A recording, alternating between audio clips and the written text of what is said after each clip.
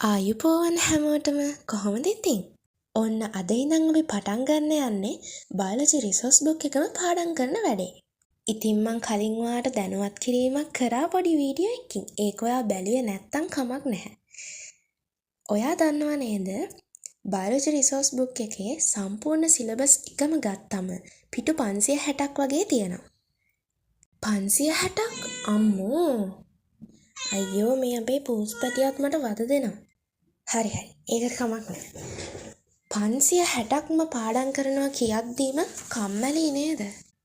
ඒකට තමයි අද මං එක්ක එකතු වෙලා ඔයා කම්මැලි නැතුව බයෝ සිලබස් එක ඉවර කරන්න ලෑස්ති වෙන්නේ. ඉතින් ඉස්සරහදී මම ප්ලේලිස්ට් එකක් මේකට හදන්නම්. මුලින්ම කියන්න ඕන මේක වෙන විදිහ. මම මේකෙදි කරන්නේ දවසට පිටු 5ක්. එක්ක 4ක් වෙන්නත් පුළුවන් 6ක් වෙන්නත් පුළුවන්. ඒක ඉතින් එක මාතෘකාවක් ගත්තොත් ඒක අවසාන වෙනකන් වගේ කරන්න තමයි මං හිතාගෙන ඉන්නේ. හරි. දවසට පිටු 5ක් ඉවර කරන එක තමයි මගේ ටාගට් එක. මුලින්ම යුනිට් 2 වලින් තමයි මං පටන් ගන්න හේතුවේ. හැබැයි මං ඒ අතරමඟදී වෙන පාඩමකුත් පටන් ගන්න තමයි හිතාගෙන ඉන්නේ. මොකද ඉතින් කම්මැලි හිතනවනේ එකම දේ කරද්දී. ඔව් නේද? හරි. මේකේ වෙන්නේ මෙහෙම. මම දවසට පිටු 5ක් පාඩම් කරන්න දාගත්තනේ. ඒ පාඩම් කරන විදිය මෙන්න මෙහෙමයි. මම MCQ විදිහට එහෙම නැත්නම් ස්ට්‍රක්චර්ඩ් එසේස් ප්‍රශ්නයකට උත්තරයක් ලියන විදිහට මුලින්ම ප්‍රශ්න ටිකක් හදලා ඉන්නවා. ප්‍රශ්න අංකෙත් එක්ක උත්තරේ බැගින් ඔයාලට ප්‍රශ්න කිහිපයක් මුලදීම හම්බෙනවා. ඊළඟට මම කරන්නේ මම පාඩම් කරන පිටු 5 හා සම්බන්ධව එසේ එකක් ලියන්න පුළුවන් නම් ඒක එසේ එකක් විදිහට ලියනවා. මුලින්ම නම් මම ලියන්නේ පේපර් එකට මම එසේ එකක් ලියන විදිහටම අච්චාරුවක් වගේ. ඒ කියන්නේ එකම ඡේදයකට තමයි මම මුලින්ම ලියන්නේ. ඊට පස්සේ අන්තිමයට මම කරලා තියන්නේ ඔයාට ඒ එසේ එක පාඩම් කරන්න ලේසි වෙන විදිහට ස්මාර්ට් විදිහට කොටස් විදිහට වෙන් කරලා අංක පිළිවෙලක් විදිහට පාඩම් කරලා මතක තියාගන්න දෙන එක. ඉස්සරහටත් මේ විදිහටම තමයි මගේ ස්ට්‍රක්චර් එක හැදෙන්නේ.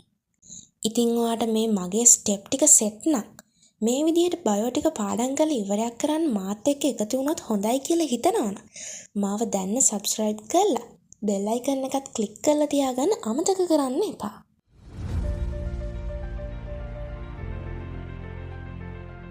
jamendo.com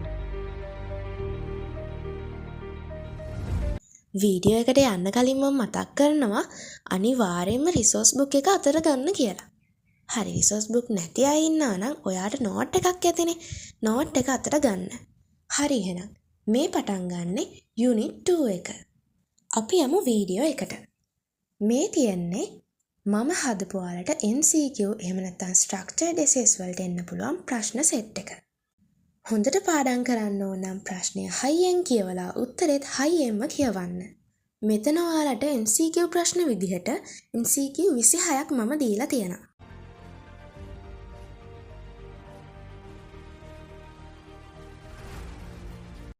ඊළඟට ස්ටෙප් 2 එකට අපිට යන්න පුළුවන්. මොකද අද පාඩම් කරන පිටු 5ේදී මට ජලය කියලා එසේ එකක් ලියන්න පුළුවන් නිසා. මේ තියෙන්නේ විභාග පේපර් එකට මම එසේ එක ලියන විදිහ. අන්තිම ස්ටෙප් එක. දැන් අපි ලිව්ව රචනාව එසේ එක අපි පාඩම් කරන්නයි ඕනේ. ඒක පාඩම් කරන ස්මාර්ට්ම විදිහ තමයි මේ තියෙන්නේ. මෙන්න මේ විදිහට තමයි ජලය කියන ටොපික් එක මම මේන් ටොපික්ස් 8ක් යටතේ සබ් ටොපික්ස් 14ක් වෙන විදිහට ස්මාර්ට් විදිහට ඔයාලට පාඩම් කරන්න කොටස් විදිහට වෙන් කරලා දෙන්නේ. ඒ අනුව මේන් ටොපික්ස් 8 මේ විදිහටයි වෙන්නේ. ජලාණුවක රූපය හා හැඳින්වීම කියන කොටස තමයි පළවෙනි කොටස. දෙවැනි කොටස ජලාණුවේ භෞතික ගුණ හා රසායනික ගුණ තියෙනවා කියන වාක්‍යය. තුන්වෙනි කොටස ජලාණුවේ රසායනික ස්වභාවය පැහැදිලි කරන්න තියෙන්නේ. හතරවෙනි කොටසේ තියෙන්නේ භෞතික ගුණ 4ක් තියෙනවා කියලා කියන්න විතරයි. පස්වෙනි කොටසට අයිති වෙන්නේ භෞතික ගුණවල පළවෙනි එක. හයවෙනි කොටසට අයිති වෙන්නේ භෞතික ගුණවල දෙවෙනි එක. හත්වෙනි කොටසට අයිති වෙන්නේ තුන්වෙනි භෞතික ගුණය. හතරවෙනි කොටසට අයිති වෙන්නේ හතරවෙනි භෞතික ගුණය. එතකොට ඔයාගේ ජලය කියන ටොපික් එක සම්පූර්ණයෙන්ම ඉවරයි. මේ ඔයාලට පේන්න තියෙන්නේ ජලය කියන ටොපික් එක මම පොයින්ට්ස් 37කට කඩලා ලිව්ව විදිහට. මේ පාට අංක මොනවාද කිව්වොත් නිල් පාට ප්ලැටිනම් එකකින් මම මේන් ටොපික්ස් තමයි අංක කරලා තියෙන්නේ. රතු පාට පෑනකින් මම සබ් ටොපික්ස් අංක කරලා තියෙනවා. එතකොට පොයින්ට් වලට තමයි මම නිල් පාට නෝමල් පෑනක් යොදාගෙන තියෙන්නේ. හරි. එහෙනම් අපි පටන් ගමු. ජලය ඉතා වැදගත් අකාබනික අණුවකි. ජලය නොමැතිව මේ ග්‍රහලෝකයේ තුල ජීවය පැවැත්මට නොහැකි. ජලය වැදගත් වන්නේ ජීවී සෛලවල වැදගත් රසායනික සංඝටකයක් වීමත් සියලු ජීවීන්ට ජෛව විද්‍යාත්මක මාධ්‍යයක් සැපයීමත් නිසාය. ජලාණුවේ භෞතික හා රසායනික ගුණ ජීවීභාවය පවත්වාගෙන යාමට හැකියාව ලබා දෙයි. ජලාණුව කුඩා ද්‍රවීය කෝණික අණුවකි. ද්‍රවීයතාවය යනු අණුවක් තුළ අසමාන ලෙස ආරෝපණ ව්‍යාප්ත වීමයි. ජලාණුවක ඇති ඔක්සිජන් පරමාණුව සුළු වශයෙන් ඍණාරෝපිත වන අතර හයිඩ්‍රජන් පරමාණුව සුළු වශයෙන් ධනාරෝපිත වේ. එක් ජලාණුවක සුළු වශයෙන් ද්‍රවීය හයිඩ්‍රජන් පරමාණුව හා යාබද ජලාණුවේ සුළු වශයෙන් ද්‍රවීය ඔක්සිජන් පරමාණු අතර ඇතිවන දුර්වල ආකර්ෂණ බලය හයිඩ්‍රජන් බන්ධනයි. විවිධ ජලාණු අතර පවතින හයිඩ්‍රජන් බන්ධන නිසා ජලයේ ගුණ ඇති වෙනවා. ජලයේ සියලු ගුණ පවත්වාගෙන යාමට මේ හයිඩ්‍රජන් බන්ධන මගින් ප්‍රධාන කාර්යයක් ඉටු කරනවා. ජලය එහි ද්‍රව අවස්ථාවේ පවතින විට එහි ඇති හයිඩ්‍රජන් බන්ධන ඉතා බංගුර වේ. හයිඩ්‍රජන් බන්ධන සෑදීම, බිඳ වැටීම හා නැවත සෑදීම ඉතා ඉහළ සංඛ්‍යාතයකින් සිදු වෙනවා. පෘථුවිය මත ජීවය පවත්වාගෙන යාමට අවශ්‍ය ජලයේ ප්‍රධාන ගුණ 4 නම් සංසක්ති හැසිරීම, උෂ්ණත්වය මධ්‍යස්ථ කිරීමට ඇති හැකියාව, හිමායනයේදී සිදුවන ප්‍රසාරණය, ද්‍රාවකයක් ලෙස ඇති සර්ව නිපුණත්වයයි. ජලයේ සංසක්තිය යනු හයිඩ්‍රජන් බන්ධන නිසා ජලාණු අතර ඇති ආකර්ෂණයයි. ජලාණු සහ වෙනත් ද්‍රව්‍ය අතර ඇතිවන ආකර්ෂණය ආසක්තියයි. ඉහත ගුණ දෙකම නිසා ජලයට පරිවහන මාධ්‍යයක් ලෙස ක්‍රියා කිරීමේ හැකියාව ලැබී ඇත. ජලාණු අතර ඇති සංසක්තිය නිසා ජලය සහ ජලයේ දිය වූ ද්‍රව්‍ය ශෛලම තුලින් ගුරුත්වයට එරෙහිව අඛණ්ඩ ජලකඳක් ලෙස පරිවහනය වෙනවා. ජලය හා ජලයේ දිය වූ ද්‍රව්‍ය පරිවහනයේදී ජලාණු සහ සෛල බිත්ති අතර ඇති ආසක්තියද ආධාර වෙනවා. ජලයට ඉහළ පෘෂ්ඨික ආතතියක් ඇත. ජලාණු අතර ඇති සංසක්තිය නිසා ජලාණු වලට එම හැකියාව ලැබී ඇත. එනිසා ජර්ජ පද්ධතියක් තුළ ඉහළ පෘෂ්ඨයේ ජලාණු පහළ පෘෂ්ඨයේ ජලාණු මගින් ආකර්ෂණය කර ජල පටලයක් සාදයි. එබැවින් දියලිස්සන්නා වැනි කුඩා කෘමීන්ට පොකුණක ජල පෘෂ්ඨය මත ඇවිදීමට හැකියි. උෂ්ණත්වය මධ්‍යස්ථ කිරීමට ජලයට හැකියාව ඇත්තේ එහි ඇති අධික විශිෂ්ට තාපය හා අධික වාෂ්පීකරණ තාපය හේතුවෙනි.